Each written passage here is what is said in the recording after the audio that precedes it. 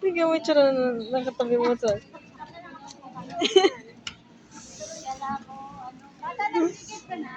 May apat doon.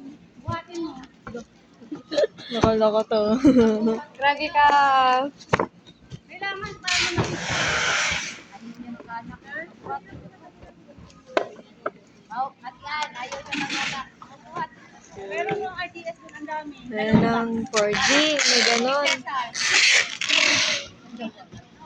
Marami na doon. Kita ko. Kapag nakita kami.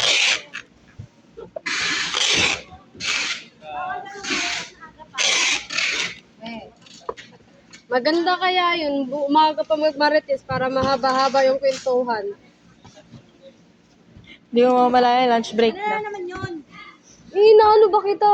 Si ate, Nagsumbong.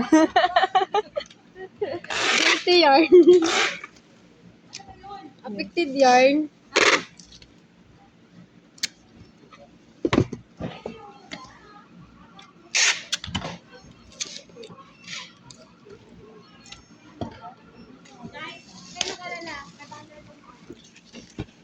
$500, 800 800. kaya. Nakita ko ngayon. 800 na ano na yung iba nun. Na-process na yung iba nun. Bata-bata, apat na. Ano ka bata? Paano ka ginawa? Bata-bata, paano ka ginawa?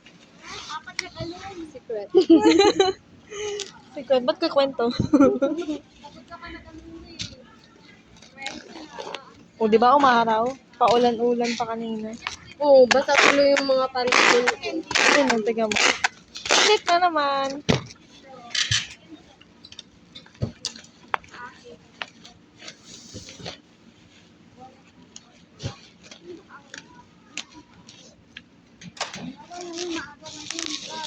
Ano lang natin? Pagkapasok ng unang tanong. Ate Ann. Ay! Ate Ann! Tari! Sama talaga ng ugali. Mamaya ka, ate Ann.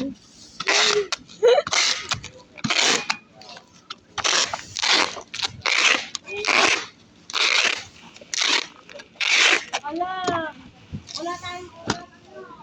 Asan large mo?